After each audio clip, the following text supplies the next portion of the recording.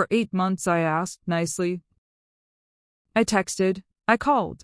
I sent emails. He left on read. I gave extensions. I accepted excuses. I told myself he was going through something and that he would come through eventually. He didn't come through. So I stopped asking. My name is Dana. I'm 39 years old. I have 2 children, Connor, who is 11, and Ava, who is 8.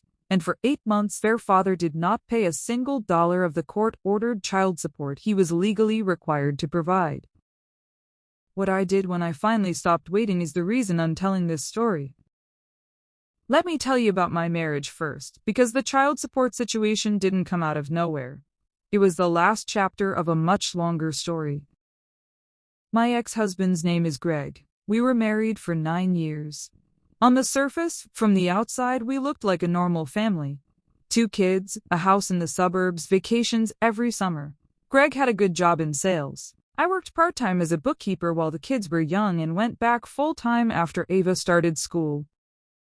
What people didn't see was that Greg had a spending problem. Not gambling, not drugs, just a consistent, low-grade inability to live within our means. New cars when the old ones were fine, gadgets, trips with his friends, watches he didn't need. I managed the household budget, and every year I had the same conversation with him. We need to slow down. We're not saving enough. This can't continue. He would agree. Things would improve for a few months, and then they would quietly slide back.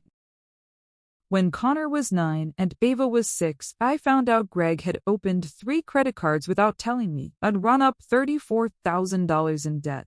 Not a purchase here or there, $34,000 of secret spending over 2 years. I sat with that number for a long time. And then I filed for divorce. The divorce took 14 months and was one of the hardest experiences of my life. Not because Greg fought me, he didn't, not really, but because dismantling 9 years of a shared life while trying to be present for 2 children who didn't understand what was happening is a particular kind of exhausting that I wouldn't wish on anyone. The final agreement included child support $1,400 a month, which the judge determined based on Greg's income and the custody arrangement. I had primary custody. Greg had the kids every other weekend and 1 evening a week. For the first 2 years after the divorce, Greg paid. Not always on time, not always without a reminder, but he paid. I told myself we had found a workable rhythm. Then 18 months ago, Greg lost his job. He called me to tell me himself, which I appreciated. He said he was being let go due to restructuring and that he was already sending out applications. He asked if I could give him a month or 2 before expecting payments while he got back on his feet. I said yes, because we have children together and because I believed him. That was my first mistake. 1 month became 2. 2 became 3. I started asking for updates. He said he had interviews lined up. He said something was about to come through. He said he just needed a little more time. Stay with me because what I found out 4 months into this is what changed everything. At the 4-month mark, I ran into Greg's sister at the school pickup. She mentioned casually that she had seen Greg at a concert the weekend before. A fairly expensive concert, the kind with floor tickets that run $150 each. She assumed I knew. I did not know. I went home and did something I had never done before. I looked Greg up on social media. We weren't connected, but his profile was public. In the 4 months he had told me he couldn't afford child support. Greg had been to 3 concerts, a weekend trip to Nashville with friends, and had posted a photo of a new television he had bought for his apartment. I sat with those photos for a long time.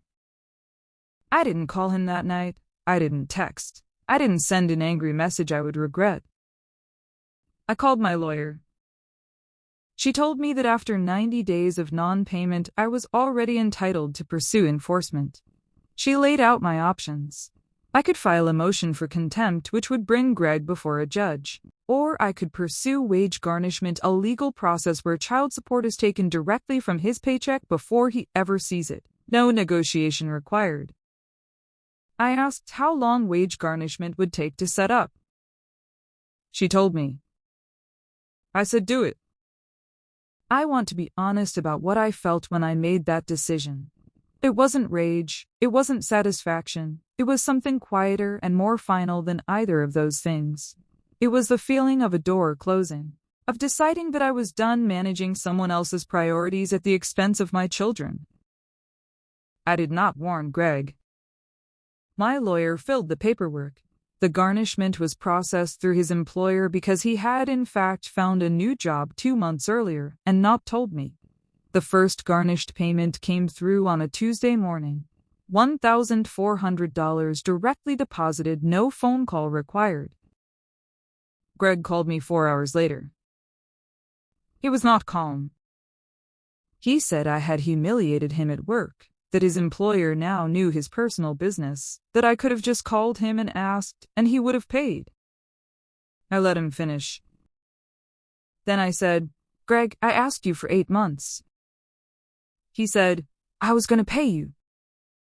I said, "You were in Nashville." I said, "The garnishment stays. If you want to discuss modifying the arrangement, you can speak to my lawyer." He hung up.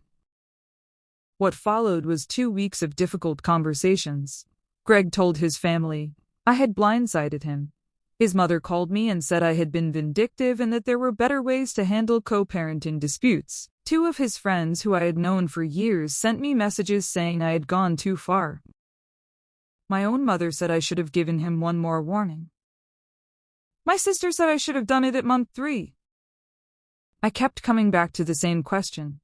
Was I wrong to do it without warning him first? Was the warning the thing that mattered, or was 8 months of asking the warning? Connor and Ava don't know any of the details. They know their dad lives in a different house and that both their parents love them. That is all they need to know right now. Greg has paid every month since the garnishment, on time, automatically, without discussion. The conversations we have now are short and focused on the kids. Something that used to take enormous emotional energy now takes almost none. I posted on Reddit because the question of the warning was something I couldn't let go of. 8 months felt like enough warning to me, but I wanted to know what other people thought. The response was overwhelming. The top comment said, "You gave him 8 months and he spent that time going to concerts and buying televisions." The garnishment wasn't vindictive. It was the only language he had demonstrated he would understand. NTA? Another comment said, "He didn't ask you for time because he needed it. He asked because he knew you would give it. The moment you stopped giving it, the problem resolved itself." That tells you everything about why he asked. But there were comments on the other side too. People who said that co-parenting requires maintaining the relationship and that blindsiding him had made the next 10 years harder, that the children would eventually be caught in the tension between their parents, and that I had escalated when I could have de-escalated. And I've thought about that, genuinely. But then I think about Connor and Ava, about the fact that for 8 months their father prioritized concert tickets and weekend trips over his legal and moral obligation to them.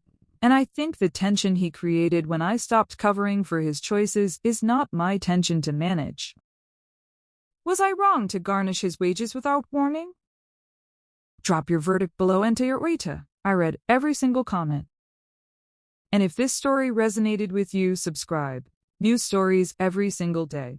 And tomorrow I have a story about a mother and a will that will make this one look like a disagreement over pocket money.